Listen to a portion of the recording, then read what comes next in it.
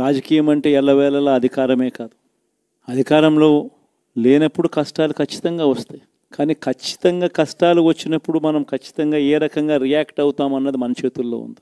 విలువలు విశ్వసనీయత లేని మనిషిగా రాజకీయాలు చేద్దామా, లేదా కష్టాలు వచ్చినప్పుడు ఆ కష్టాలను ఎదుర్కొని హుందాగా నిలబడుతూ మళ్ళీ 5 సంవత్సరాలు కళ్ళు మూసుకుంటే 5 సంవత్సరాలు అయిపోతాయి, మళ్ళీ 5 సంవత్సరాల తర్వాత మన పాలన వస్తుంది, మన ప్రభుత్వం వస్తుంది, అప్పుడు మళ్ళీ మనమే ఆందోళన ఎక్కుతామన్నది కూడా గుర్తుపెట్టుకొని అడుగులు వేస్తామా అన్నది మనలో ప్రతి ఒక్కరూ కూడా ఆలోచన చేసుకోవాలి. ఇదే మన ప్రభుత్వం అధికారంలో ఉన్నప్పుడు కులం చూడలేదు, మతం చూడలేదు, ప్రాంతం చూడలేదు, రాజకీయాలు చూడలేదు, చివరికి ఏ పార్టీకి ఎవరు ఓటు వేశారు అన్నది కూడా చూడకుండా ప్రతి పథకము కూడా డోర్ డెలివరీ చేయించాం. మనం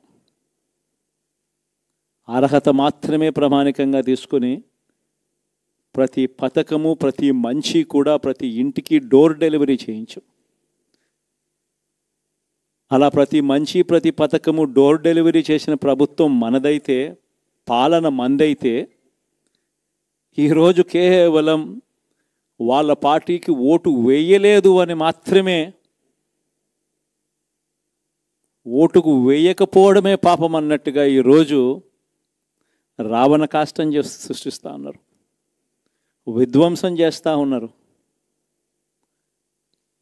ఆస్తులు నష్టం చేస్తున్నారు, కొడతా ఉన్నారు, అవమానిస్తూ ఉన్నారు. ఇవన్నీ శిశుపాలుని పాపాల్లో భాగాలుగా ఇవన్నీ అప్పుడే పాపాలు మొదలయ్యాయి. ఒకవైపున మనమేమో మనకు ఓటు వేయకపోయినా కానీ ఏ రోజు కూడా డిస్క్రిమినేషన్ చూడలేదు. అటువంటి వాళ్లకు కూడా మనం డోర్ డెలివరీ చేసిన ప్రభుత్వం పాలన మందైతే, ఈరోజు కేవలం ఓటు వేయలేదన్న ఒకే ఒక కారణంతో ఏకంగా కొడతా ఉన్న పాలన వీళ్ళది.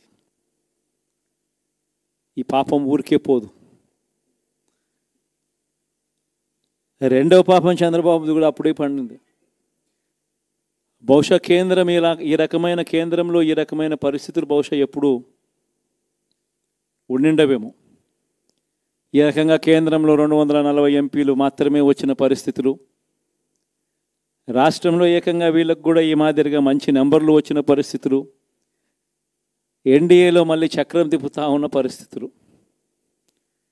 ఇలాంటి పరిస్థితుల్లో కూడా ప్రత్యేక హోదాను అడక్కపోవడం చంద్రబాబు చేసిన మరో పాపానికి కూడా మరో నాంది. ఇలాంటి పరిస్థితుల్లో కూడా ప్రత్యేక హోదా మనం అడిగి తెచ్చుకోలేకపోతే